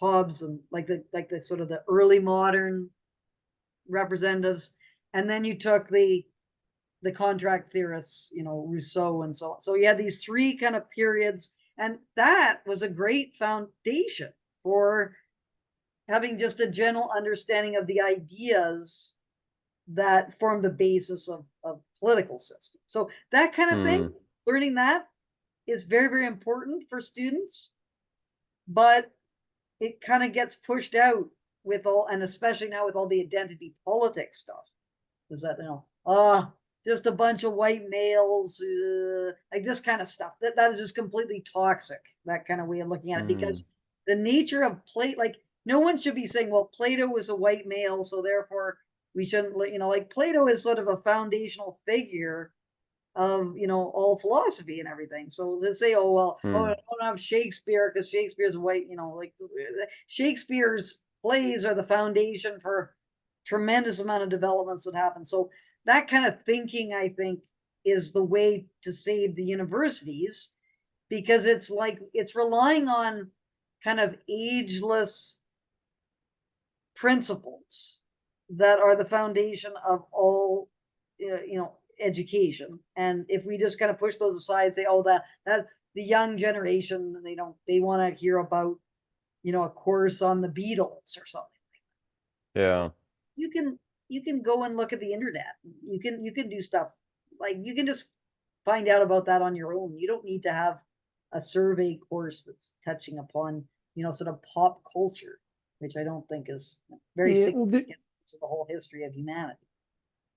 It is intriguing to me, or strange maybe, the way that, because I have a deep curiosity for economics, for example, I've learned, 10 times over about the field, more just from my private study, going to conferences and reading books and listening to podcasts and writing my own material, than I ever did in the university setting.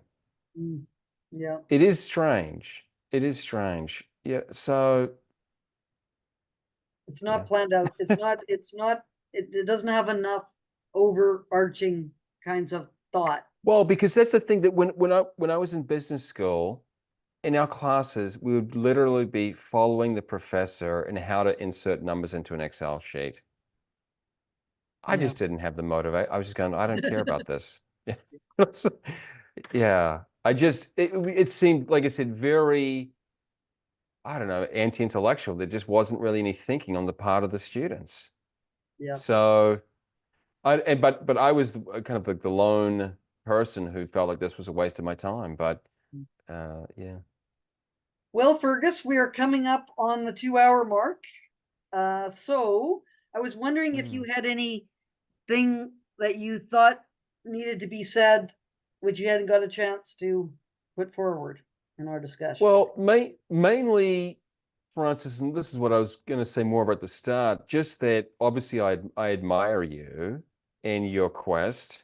And even though you don't know me necessarily, I've known your work for a few years. And I wish more Canadians had your spine, because it just seems like the incentives are perverse, right? You said, and that's why you had Paul Viminance on the show, and he just said he just gave up, he just quit, right? Yeah. Well, it's fired. Okay. He pushed it, right? So that's the thing, is that, someone who was in he didn't fight it, right? He didn't fight it. No. Yeah. But it was like, and so basically, I included you in my book as one of these role models of civil liberties, because I just thought this is the kind of spirit that Canada really needs. A bit of vigorous debate and dialogue. And so I just want more people to have that courage. But I don't know, it's easy for me to say because I make money outside of the country, right? I'm not dependent on a regular Canadian job, so I can shoot my mouth off. And I see how you've paid a big price. And so I just respect that. And I don't necessarily have any of the solutions to how we can catalyze a more vocal and broader discussion. But so that's the main thing, that I've been following you for a long time. I respect your work. I did include you in my book. And one of the reasons too is that a lot of Canadians, and I'm going to be speaking, if I can plug a little bit, I'm speaking in Calgary on May 25th. There's an event, it's just capitalismmorality.com. There's an event, Capitalism and Morality. They should be having you speak, Francis, to spice things up a bit. But and you could sell some of your books there too. But no, so I'm speaking about whether Canadians should leave the country or not, because a lot of people feel like the country is rapidly degrading. That's just some sense, maybe they've been listening to too much Rebel News or something like that. But Hopefully, if we could yeah, just get people to sense the urgency, and I keep on saying to people, what are we waiting for here? Like, and I was at a meeting last year, Society for Academic Freedom and Scholarship, and people were saying, that we should have been acting 10 years ago when we first saw this, and it was like, well, it's not too late. We're still we're not being disappeared. We're not being put in jail.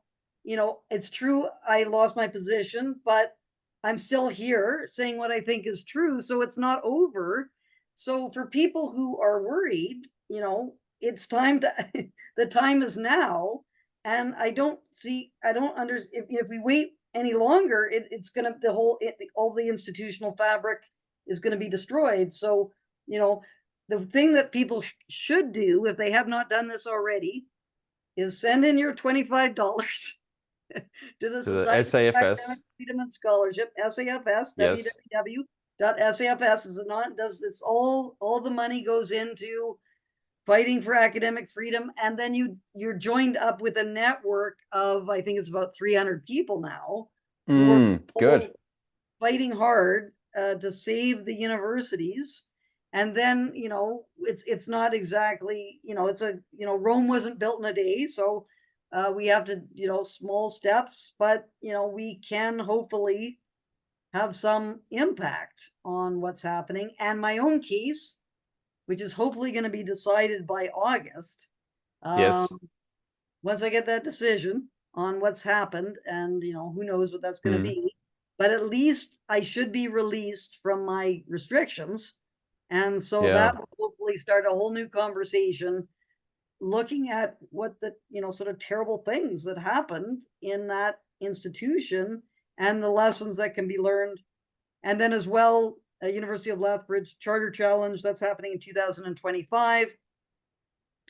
There's a whole bunch of stuff happening in Quesnel, of all places. Quesnel City Council, which had just this unbelievable meltdown, which gives you a bit of an like a glimpse into the terrible kind of toll that wokeism is taking at the local level. So there's all these kind of skirmishes that are going on right now. And but we need organization. Like, that's the biggest problem, is that it's herding cats and trying to get people to kind of act in a coordinated fashion to fight back against this kind of emerging totalitarianism is a big struggle. And then like the problem of unprincipled people is another. People who are not serious about the freedom of expression sort of file. They just use it as a weapon against their enemies. So as soon as there's an issue that they disagree with, then they won't defend the people that are behind that issue. This is and we're seeing that now with the Israeli-Palestinian conflict, is that there's a lot of people who are for freedom of expression, but as soon as you start criticizing Israel, and it's like, oh, well, we don't defend people who do that because that's hate speech and so on. It's like, well, yeah, absolutely. No, I agree with you entirely. Yeah. Angry, things that people would consider to be horrible things because they think that that's true. And we need to have discussions about these things, not, charging people with various crimes and all these things that go on. This is not far around this is quite close to home. All these making speech illegal, and everyone should be completely opposed to that. If you are inciting violence, you are standing in a crowd, encouraging that crowd to go and attack people. Well, that's a problem. But if you're just saying, you know, Zionism is a terrible ideology, or Hamas is a violent, you know, repulsive organization, and like those are all opinions that one can agree with or disagree with, but you know, to make that kind of speech illegal is just seems to me to be completely counterproductive. Even SAFS, the Society for Academic Freedom and Scholarship, has had a bit of a tumultuous situation of late. I noticed in the newsletter. Yes, yes. So this is what we're going to talk about in May, and I'm really, we have been managing to get things back on track with this, which is, but we'll see what happens. Like, there's still a lot of serious conflicts that are working their way through, you know, like we're working through them, but there are people within that organization who don't think that you should be able to praise Hamas. Yeah, and so, but like, you might want to finish this, and you might think they're horrible and what, you know, it's fine, but like, people have a right to praise Hamas. Like this, in a free and democratic society, you can hate it, but that should be on the table. And unfortunately, some people are, you know, freedom of expression butt types, which is not for, if you cannot support someone who you views who you completely detest, then you're not for freedom of expression. So so that's a big issue. Anyway, Fergus, we're going to be straining our public's attention here. 2 hours. Okay. I really wanted to thank you very much for appearing on the Rational Space Disputations. My pleasure, a privilege. Thank you.